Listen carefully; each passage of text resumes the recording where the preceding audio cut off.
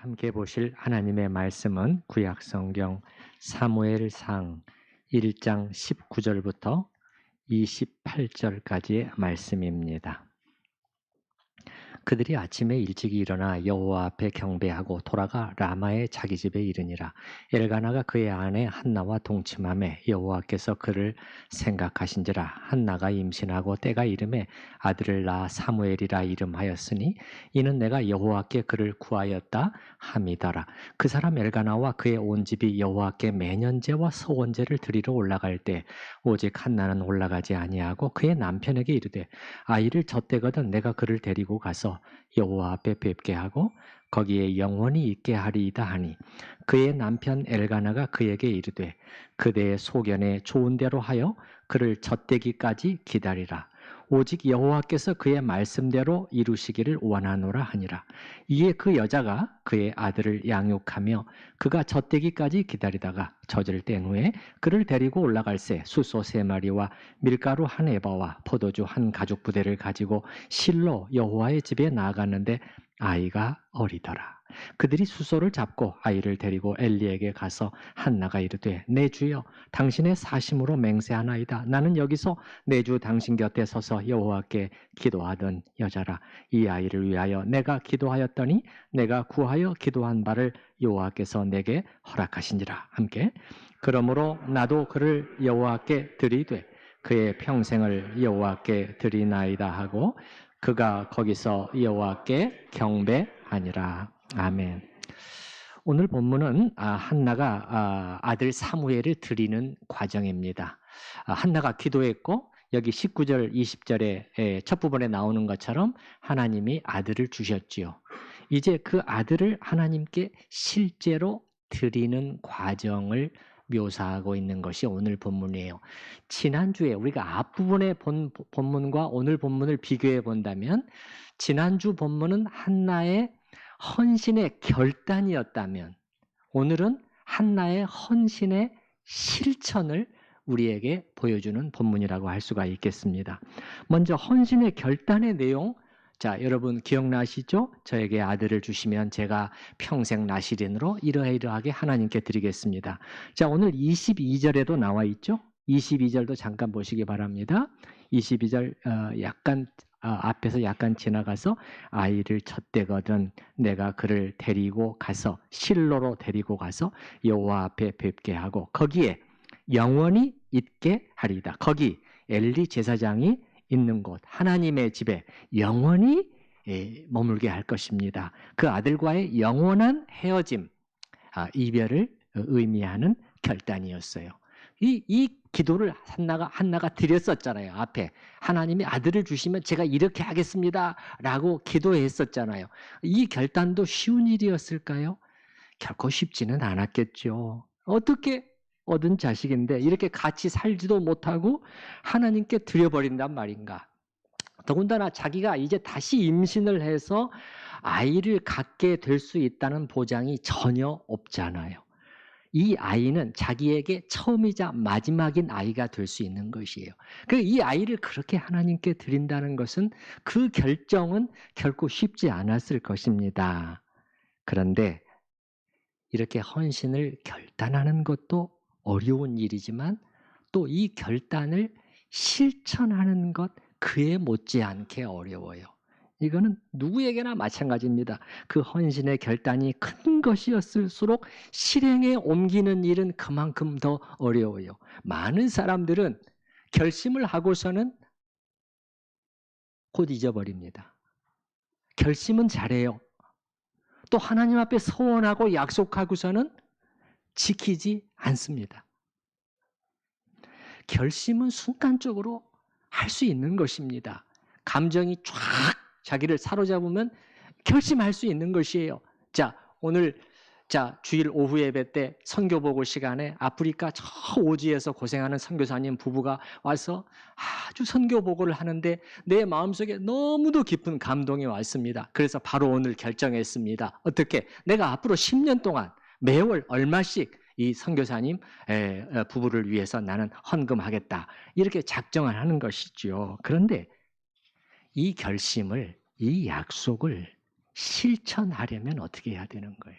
실천하려면 이제부터 매월 나의 그 한정된 수입 속에서 그것만 해도 지금 빠듯한 살림인데 거기서 상당액을 떼어내야 하는 그 희생을 앞으로 120개월 동안 감수해야 되는 것이 쉽습니까? 그래서 많은 사람들이 작정을 하고 안 지켜요. 결심 자체는 감동적이고 멋있게도 보입니다. 그러나 이 결심을 실천해내는 일은 그렇게 멋있기만 한 일은 아니에요. 여기에는 손실, 희생, 인내, 아픔 이런 것들이 불가피하게 따라올 수밖에 없는 것이거든요. 여러분, 손실, 희생, 인내, 아픔 이런 거 좋아하는 분들이 있어요? 단적으로 남녀의 결혼 생활도 마찬가지잖아요. 결혼해서 부부로 산다는 것은 그 전에 연애 기간, 서로 연인으로 지냈던 거하고는 얼마나 다릅니까? 얼마나 달라요. 근데 서로 다른 두 사람이 결혼해서 함께 살면서 하나됨을 이루어내려면은 서로 맞지 않고 부딪히게 되는 수많은 일상사의 많은 일들 속에서 계속 조율하면서 참으면서 받아주기 위한 엄청난 노력이 따라줘야 가능하잖아요. 이럴 때 로맨틱한 것만 찾고 있으면 됩니까?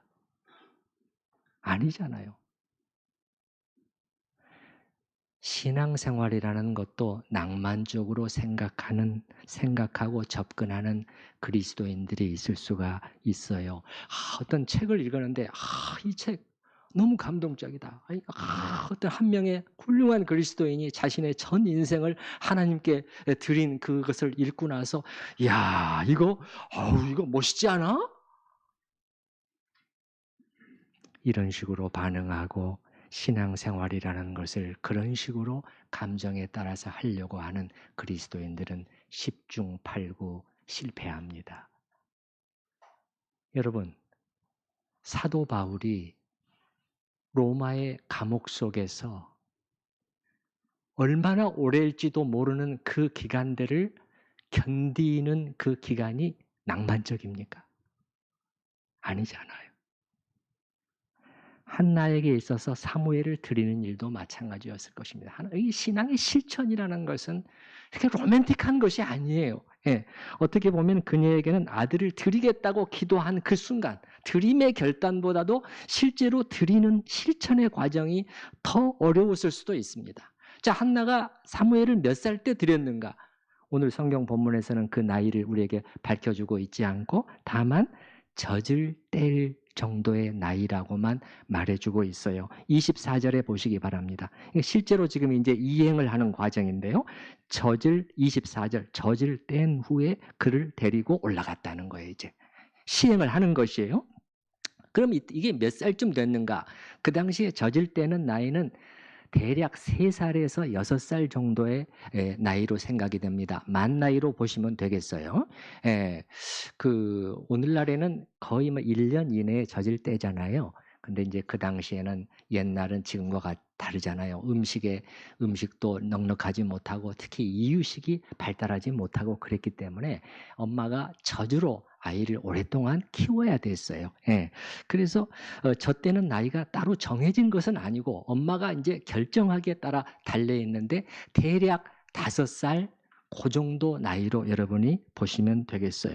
여기서 한 가지 질문은 왜 한나가 자기가 서원을 했는데 아이를 주셨을 때 바로 그 아이를 하나님께 드리지 아니하고 이렇게 젖을 뗄 때까지 기다렸느냐? 라는 질문이 나올 수가 있는데 어떤 사람들은 이 본문을 이상하게 해석을 해가지고 이 한나가 마음이 바뀌었기 때문이다. 혹은 이제 아이를 낳아서 기르다 보니까 마음이 약해져서 그 드리는 시기를 자꾸 늦추었다. 이제 이렇게 보는 사람들도 있어요. 잘못된 해석입니다. 죄송한데 좀 소리가 자꾸 나는데 좀 원인처를 빨리 찾아서 하는 게 필요하겠어요. 예, 집중할 수 있도록. 예, 네네. 이게 이 잘못된 해석이에요. 그래서 우리가 이 성경을 읽을 때는 단편적으로만 보지 말고 성경의 전체 흐름을 이렇게 같이 봐야 되는데, 오늘 본문의 쭉 흐름을 보면은 한나의 헌신의 자세가 변했거나 약해졌다는 어떤 암시도 없어요. 오히려 그 정반대입니다. 한나는 아들을 드리는 과정에서 일관된 자세로 행동했다는 것을 보여주고 있어요. 그러면 한나가 왜 이렇게 바로 하지 않고 이렇게 좀 늦추었는가 했을 때 가장 좋은 대답은 뭐냐면은, 아이를 양육하면서 드릴 수 있는 가장 좋은 때를 한나는 기다렸다, 이렇게 답을 하는 게 가장 좋겠어요. 자, 23절에 한번 보시기 바랍니다. 23절 저 뒷부분에 저 마지막 문장 이에 거기 보시게 되면은, 이에 그 여자가 그의 아들을 양육하며 그가 젖되기까지 기다렸다. 기다렸다. 양육하면서 드릴 때를 기다린 것이죠. 여러 가지 면에서 양육이 필요했을 것입니다. 여러분, 오늘날도 태어난 아이를 키우다 보면 정말 많은 손이 가고 많은 수고가 따라줘야 되지 않습니까?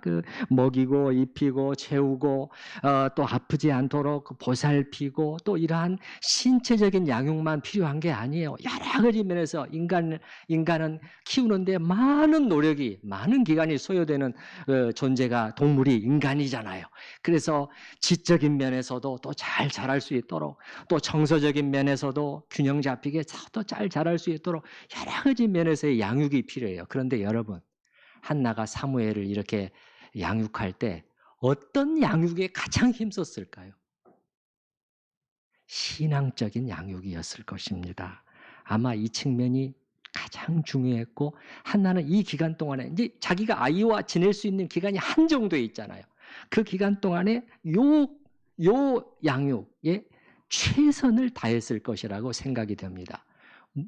어떻게 할 수 있죠? 이렇게 이제 질문을 한다면은, 자기가 하나님께 아들을 구했던 이유를 생각해 보면 알 수 있지 않느냐 이거예요. 이제 우리가 확인했던 점은 뭐였죠? 한나의 기도, 9절, 10절, 10절, 11절에 나는 한나의 아들을 드리겠다는 기도, 그거는 달라는 기도가 아니라 사실은 드리는 기도, 드리겠다는 기도였다는 점을 우리 확인했었죠. 예. 한나의 기도의 핵심은 그거였어요. 이걸 본질을 놓치면 안 된다고 그랬죠. 예. 그냥 어떤 여인처럼 아들을 주세요. 아들을 얻었다. 그 기도가 아니었단 말이에요. 그래서 이 거룩하게 드리겠습니다, 이제 이거였잖아요. 근데 이 사무엘을 잘 준비시켜서 드려야 되잖아요. 그냥 드려요? 그게 아니잖아요. 그래서 이 한나에게 있어서 이 아들은 그 기도 때문에 온 아들이기 때문에 그 기도에 대한 그 기도를 자기가 실천해야 된단 말이에요. 여러분 잘 보시기 바랍니다. 자, 왜 그런 표현들이 자꾸 나오는지 보시기 바랍니다. 20절을 한번 보시기 바랍니다. 20절에 한나가 임신하고 때가 이름에 아들을 낳아 사무엘이라 이름하였으니 이는 내가 여호와께 그를 구하였다 함이라. 구해서 받은 아들이에요. 구해서. 기도했단 말이에요. 나중에 엘리 제사장 앞에 데리고 와서도 그 부분을 다시 분명히 합니다. 26절에 한번 보시기 바랍니다. 26절에 한나가 이르되 내 주여 당신의 사심으로 맹세하나이다. 나는 여기서 오래전에 내 주 당신 곁에 서서 여호와께 기도하던 바로 그 여자입니다. 이 아이를 위하여, 그 같이 한번 읽어보십시다. 이 아이를 위하여 내가 기도하였더니 내가 구하여 기도한 바를 여호와께서 내게 허락하신지라. 그러면 기도하였더니 구하여 기도한 바를 주셨다는 거예요. 이게 계속 강조되고 있잖아요. 그래, 뭘 기도했느냐는 거예요. 뭘 기도했느냐는 거예요. 평생 나실인으로 그를 하나님의 사람으로 온전히 드리겠습니다, 이 기도였단 말이에요. 그냥 드리겠다가 아니라 하나님의 사람으로 드리겠다는 기도였어요. 뭐죠? 사방을 둘러봐도 하나님이 쓰실 만한 그러한 사람을 찾기가 어려운 영적인 암흑기, 성직자들까지도 이게 너무너무 시원치가 않아요. 그런 가운데서 하나님만 두려워하고 하나님의 목소리에 온전히 청종하는, 그래서 하나님이 마음껏 쓰실 수 있는 그런 종으로 저는 바치겠습니다. 이게 뭐예요? 자기가 기도한 내용이란 말이에요. 근데 하나님이 이 사심없는 기도에 응답하셔서 이제 하나님이 응답을 하셨단 말이에요. 이제는 누구 차례예요? 내가 응답할 차례란 말이에요. 내가 응답할 차례예요. 그래서 여러분 보시기 바랍니다. 26절, 27절과 28절이 어떻게 이어지는가를 잘 보시기 바라요. 예, 여기 27절 다시 내가 구하여 기도한 바를 여호와께서 내게 허락하신지라. 28절에 어떻게 시작합니까? 그러므로예요. 그러므로 나도 이제 드리겠습니다. 제대로 드려야 되겠네요. 제대로 드려야 되잖아요. 제대로 된 사람으로 지금 준비시켜서 하나님께 드려야 되잖아요. 엉터리 똑같은 또 그런 기존에 있던 그런 엉터리 사역자들, 그런 하나님의 종으로 또 드리면 어떻게 되겠어요? 이거는 자기가 약속을 이행한 게 되지를 않는 것이에요. 그렇기 때문에 한나가 사무엘을 키울 때 바로 이런 영적이고 신앙적인 교육에 최선을 다했을 것이라는 점은 짐작하기 어렵지가 않은 거예요. 그래서 한나는 사무엘을 키우면서 아이에게 수시로 상기시켰을 것입니다. 사무엘, 너는 엄마가 하나님께 구해서 얻은 아들이야. 하나님께 평생 정말 진짜 종으로 바치겠다고 내가 그렇게 약속한 아들이야. 너는 그렇게 살아야 돼. 다른 사람들 보고 다 저렇게 엉망으로 사는데 넌 신경 쓰지 마. 너는 하나님의 말씀에만 귀를 기울이고 그 입술의 말씀에만 순종하는 그런 종이 됐으면 좋겠다. 그게 엄마 아빠의 최고의 소원이에요. 아마 귀에 못이 박히도록 가르쳤을 것입니다. 그래서 제 생각에 저희 28절에 마지막 헤어지는 장면이잖아요. 근데 이 본문에는 그런 내용은 안 나와 있지만은 그 사무엘이 그렇게 계속 교육을 받았기 때문에 그 순간에 막 울면서 막 매달리고 그렇게 하지 않을 수 있지 않았을까. 정말 어린아이가 그 힘든 순간을 이겨내고 엄마 아빠 빠이 이렇게 할 수 있었지 않을까, 그렇게 생각을 해보는 것입니다. 여러분은 자녀를 양육할 때 어떤 점을 가장 중요하게 생각하고 어떻게 키우십니까? 하나님은 왜 여러분에게 이 자녀들을 주시고 여러분에게 이 아이들을 맡겨 주셨을까요? 왜 여러분의 품에 두셨죠? 우리가 에베소서를 통해서 전에 확인했었잖아요. 자녀에 대한 이 가장 중요한 신앙 교육의 이 책무, 1차적인 책무를 다른 어느 누구에게도 아닌 누구에게 주셨다? 부모에게 주셨다는 게 분명하게 확인됐잖아요. 너희 자녀를 오직 주의 교훈과 훈계로 양육하라 이거잖아요. 예. 오직 주의 교훈과 훈계를 따라서 이 세상 사람들의 기준에 따라서 그렇게 키우지 말고 주님의 기준, 주님의 말씀의 원리에 따라 그렇게 꼭 키워다오. 아직 너희의 영향력 속에 있을 때 최선을 다해다오. 이렇게 해서 아이 사무엘을 하나님께 드리는 일이 차근차근 진행되고 있었는데, 여기서 한 가지, 사무엘을 드린 것은 한나 개인뿐만이 아니라 남편 엘가나에까지 포함되는 가정 전체의 드림이었다는 사실도 우리가 놓치면 안 되겠습니다. 사무엘을 드림에 있어서 남편 엘가나의 역할이 일견 소극적인 것처럼 보일지 모르지만 그렇지 않아요. 여기서는 한나의 엄마의 그 역할을 부각시키기 위해서 이 한나가 한 일을 보다 많이 언급하기 때문에 그런 인상을 받을지 모르지만은 여기 본문을 자세히 보시기 바랍니다. 22절에 보면은 한나가 남편에게 자기의 서원 사실을 이제 밝히잖아요. 예.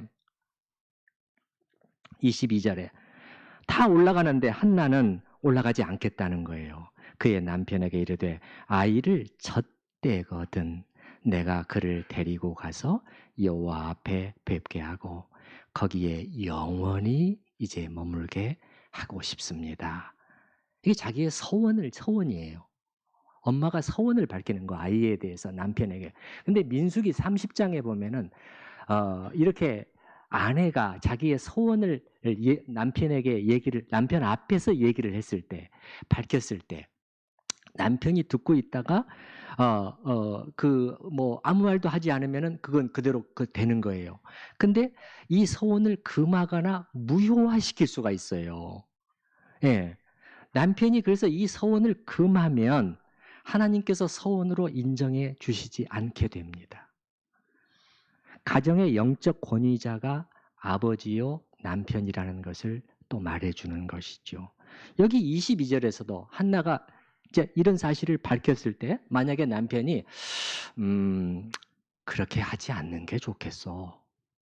이렇게 하면 막으면은 한나의 이 서원은 성립할 수가 없게 돼요. 그런데 남편 엘가나의 입장에서 봤을 때도 사실 이 사무엘이 어떤 아들이 한나의 아들만이 아니잖아요. 더군다나 자기가 정말 사랑하는 여인이 어렵게 낳은 아들이잖아요. 얼마나 예쁘고 얼마나 귀했겠어요. 그렇기 때문에 그 아내가 그 아들을 이런 방식으로 하나님께 드리고 싶다고 했을 때 꼭 그렇게까지 할 필요는 없을 것 같소. 이렇게 막을 수도 있었지만 엘가나는 그렇게 하지 않았어요. 한나의 이 소원을 적극적으로 확증해주고 힘을 실어주고 있습니다. 23절에 보시기 바랍니다. 23절에 그의 남편 엘가나가 그에게 이르되 그대의 소견에 좋은 대로 하여 그를 젖대기까지 기다리라. 오직 여호와께서 그의 말씀대로 이루시기를 원하노라 하니라. 뭐예요? 오직 하나님의 뜻이 아이를 통해서 이루어질 수 있다면 내가 뭐라고 하겠어? 하나님의 뜻에 순복하는 자세를 보이고 있잖아요. 그러니까 이 사무엘을 드리는 일은 이 가정 전체의 일이었다. 가정 전체. 근데 이렇게 될 수 있었던 것은 가정 전체가 하나님을 경외했기 때문에 그래요. 뭐만 봐도 알 수 있느냐? 사무엘의 부모는 하나님을 예배하는 부모들이었다는 것을 알 수 있어요. 예배하는 부모들이었어요. 여기 본문에 보면은 여러 군데 그런 표현들이 나오는데 제가 일부만 한번 보도록 할게요. 19절, 맨 처음 19절을 한번 보시기 바랍니다. 그들이 아침에 일찍이 일어나 여호와 앞에 경배하고 돌아갔다. 그건 뭐냐? 그들이 그냥 늘 하던 그런 식으로 또 하나님 앞에 제사 드리고 예배 드리고 돌아갔다. 그 얘기를 하려고 굳이 이런 표현을 쓰지 않아요. 뭔가 의미가 있는 행동을 하고 돌아갔다. 그 얘기를 해주고 싶은 것입니다. 21절에 보시기 바랍니다. 21절에 그 사람 엘가나와 21절 그 사람 엘가나와 그의 온 집이 여호와께 매년제와 서원제를 드리러 올라갈 때 매년제는 뭐냐면 매년 당연히 드려야 하는 제사예요. 예배예요. 근데 그 다음에는 뭐죠?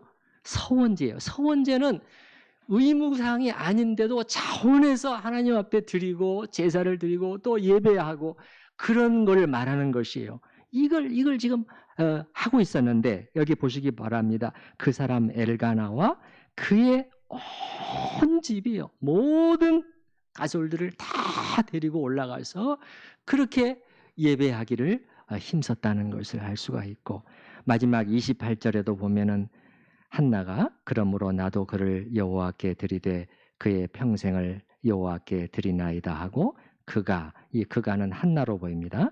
거기서 여호와께 또 경배했다. 이것도 그냥 무의미하게 써놓은 게 아니에요. 형식적으로 예배했다 그 얘기를 하고 싶지 않은 거예요. 하나님 앞에 경배했다네. 꿇어서 경배했다네. 꿇어서.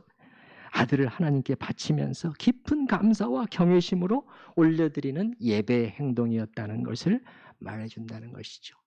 하나님을 예배하는 부모, 그 경건한 가정 안에서 또한 사무엘이 드려졌다는 것을 우리가 알 수가 있고, 다시 한나의 얘기로 돌아와서 저는 한나가 이렇게 실천하는 과정 속에서 많이 울지 않았을까, 이렇게 저 개인적으로 한번 생각을 해봤습니다. 예. 한나는 전에도 울었었죠. 어떻게 울었었죠? 그 7절 맨 뒤에 보면은 분인나가 그를 격분시키므로 그가 울고 먹지 않았다. 전에는 자기의 고통, 자기의 괴로움, 자기의 처지, 예, 자기의 슬픔 때문에 울었어요. 근데 이제서부터 제가 말씀드리는 그 눈물은요, 성격이 달라요. 하나님 앞에 헌신을 실천하는 과정에서 흘리게 되는 굉장히 또 귀한 눈물이에요. 어떻게 보면 귀한 눈물. 예, 그 성경에 한나가 이 과정에서 눈물을 흘렸다라는 기록은 안 나와요. 그러나 우리가 인간의 성정을 통해서 충분히 짐작이 가능합니다. 예를 들어서 여러분, 어린 사무엘을 키우면서 어땠을까요? 키우면서 그 하는 그 예쁜 짓들, 그 재롱을 보잖아요. 엄마 아빠에게 그냥 기쁨과 웃음을 그냥 한가득 선사해주는 그러한 귀여운 행동 하나하나를 보면서 말이죠. 예, 그걸 보면서 한나는 이제 헤어질 그날이 점점 다가오고 있다는 것을 어떻게 잊을 수가 있죠? 그럼 엄마는 남몰래 이렇게 눈물을 훔치곤 하지 않았을까요? 제가 지금 좀 지나친 상상을 하는 건가요? 또 28절에 아이와 헤어지고 집으로 돌아올 때 말이죠. 이때 어땠을까요? 이때 어땠을까요? 이 연령의 아이하고 말이죠. 예? 이 연령 여기 보게 되면요, 여러분 24절에요. 24절에 이게 지금 이제 드리는 그날이잖아요. 예. 근데 24절에 저 그 뒤쪽을 한번 보시기 바랍니다. 여호와의 집에 나아갔는데 그다음에 뭐라고 돼 있죠? 아이가 어리더라. 아이가 어리더라. 가슴을 먹먹하게 해주는 표현 아닙니까? 예. 엄마와 떨어져 지내기엔 너무 어렸다. 그게 그 얘기 아니에요. 특히 엄마 한나가 보기에는 더 어려 보이는 것이죠. 더 어려 보이는 것이죠. 그 외에도 한나의 마음속에 걱정거리가 한둘이었겠어요.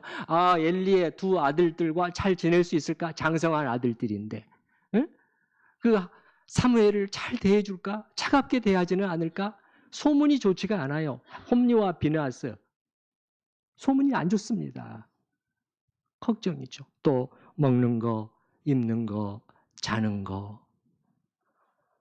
이 아이와 헤어지고 라마의 자기 집으로 돌아오는 길이 한 이틀 정도의 길인데 그때 한나가 많이 울었을 것이에요. 그리고 돌아와서도 그 아이를 위해서 또 기도할 때 또 눈물이 나오지 않았겠어요?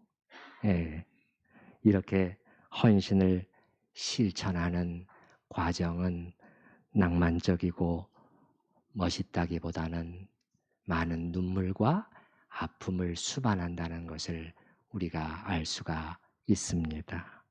한나는 아이와 헤어진 다음에 1년에 한 번씩은 아이를 볼 수 있는 기회가 있었어요. 매년 제사를 드리러 갈 때 아이의 옷을 이렇게 새로 지어서 갖다 줬어요. 예, 아이가 자꾸 크잖아요. 그러니까 옷이 안 맞는 거죠. 그러니까 옷을 지어서 갖다 주는 것이에요. 여러분 오늘 본문은 아니지만 잠깐 보겠습니다. 2장 19절 말씀으로 한번 가보겠어요. 2장 19절.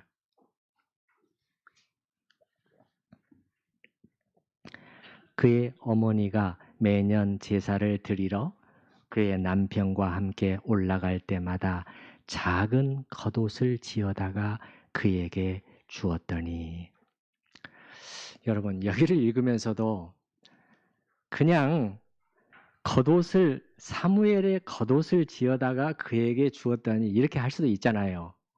근데 어떻게 표현해 놨죠? 작은 겉옷이에요. 작은 겉옷. 또 가슴이 찡해 왔어요.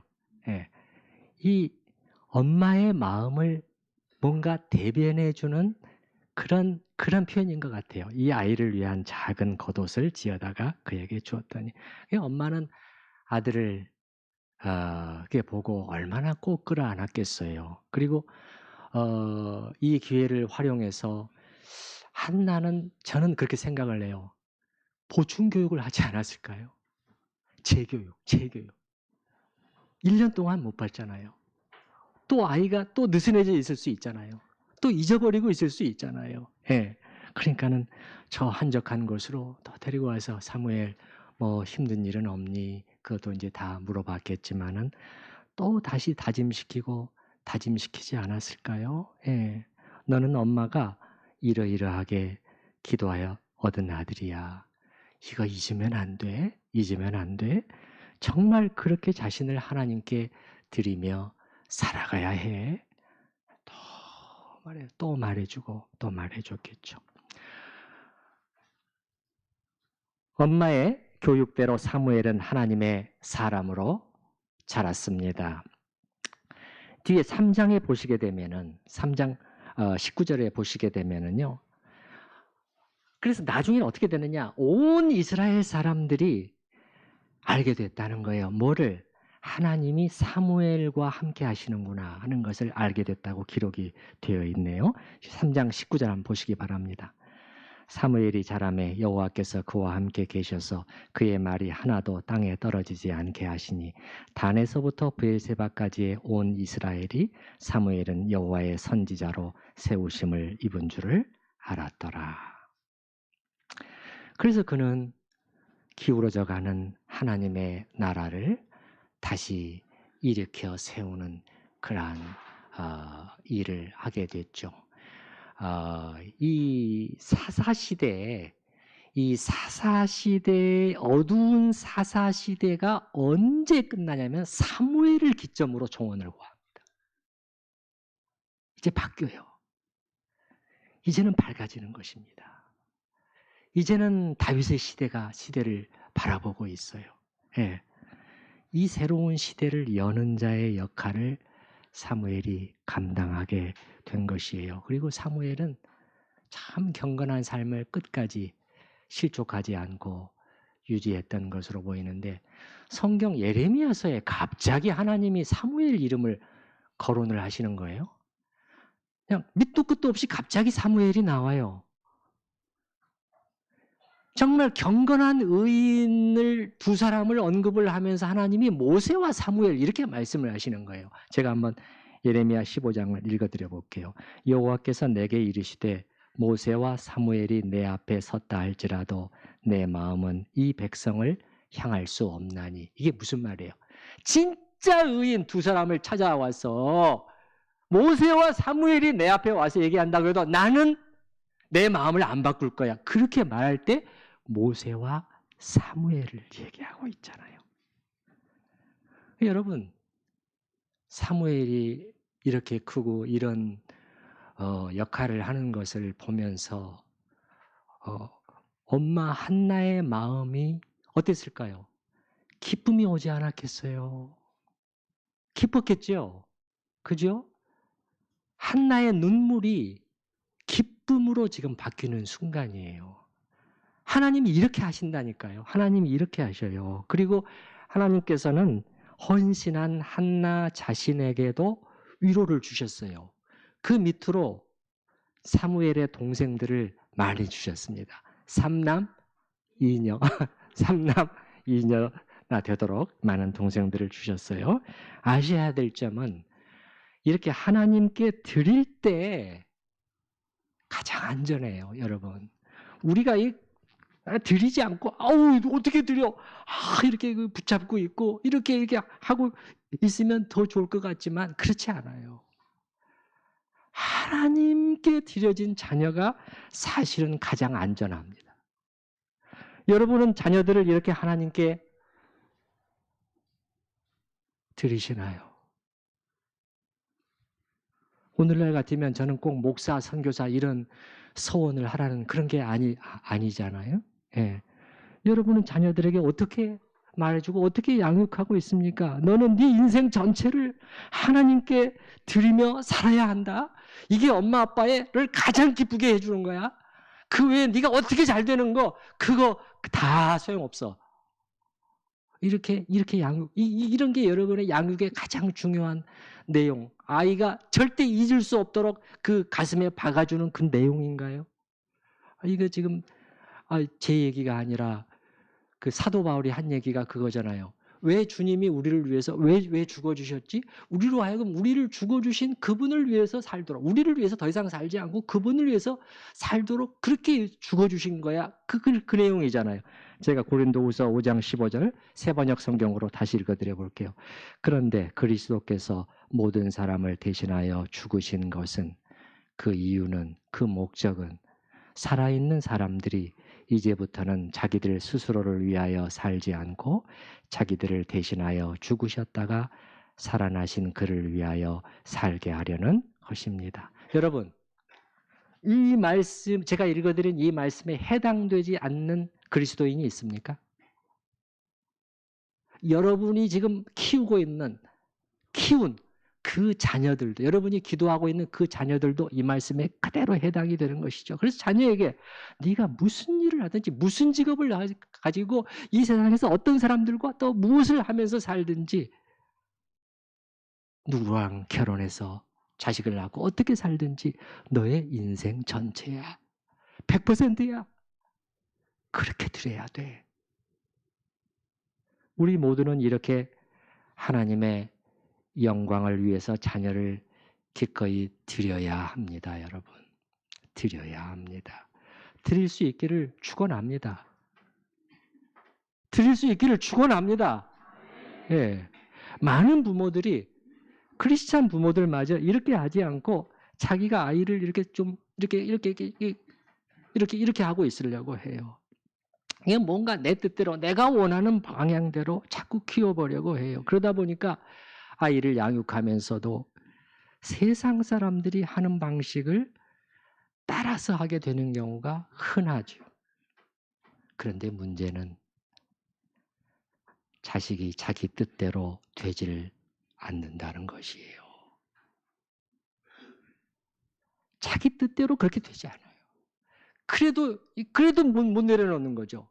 사랑한다고 말하면서 사실은 자기 뜻을 성취하려고. 그래서 그냥 계속 밀어붙이고, 그러다가 나중에는 부모 자식 간에도 힘들어지고 사이가 멀어지는 경우가 허다합니다. 그래서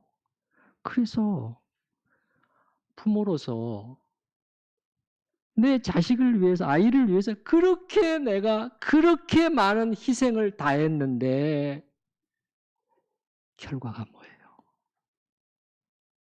너무 험악하다. 그런 경우 많잖아요.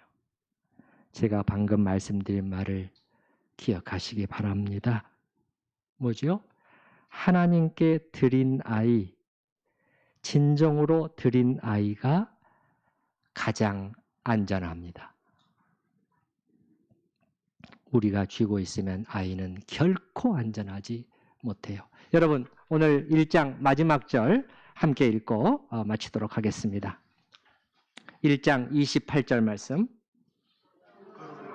나도 그를 여호와께 드리되 그의 평생을 여호와께 드리나이다 하고 그가 거기서 여호와께 경배하니라. 아멘. 기도하겠습니다. 한나는 아들을 제대로 된 하나님의 사람으로 드리겠습니다 하는 그 결단을 눈물로 실천했습니다. 하나님께서는 이 헌신을 받으셨고, 그 결과 사무엘도, 이스라엘도, 한나도, 그 가정도 모두가 복되게 되고 모두가 웃게 되는 그러한 결과가 오는 것을 저희가 보았습니다. 주님, 특별히 기도합니다. 특별히 기도합니다. 우리 교회에서 자녀를 양육하는 과정 속에 있는 부모들을 주님께서 특별히 은혜 가운데 붙들어 주시옵소서. 이 하나님의 말씀에 나오는 원리를 잘 깨달아서 그 맡겨주신 자녀를 세상의 기준과 방식이 아니라 하나님의 뜻을 따라 양육하게 하시고, 그래서 그 자녀의 삶의 목적이 자신의 성공과 영달이 우선이 아니라 마음을 다해서 하나님을 사랑하고 순종하는 것, 교회와 예배를 귀히 여기는 삶, 하나님께 영광이 되는 그런 삶을 사는 것이 최우선이 될 수 있도록 그렇게 키워낼 수 있는, 그렇게 양육할 수 있는 은혜를 가득가득 부어 주시옵소서. 예수님의 이름으로 기도하옵나이다. 아멘.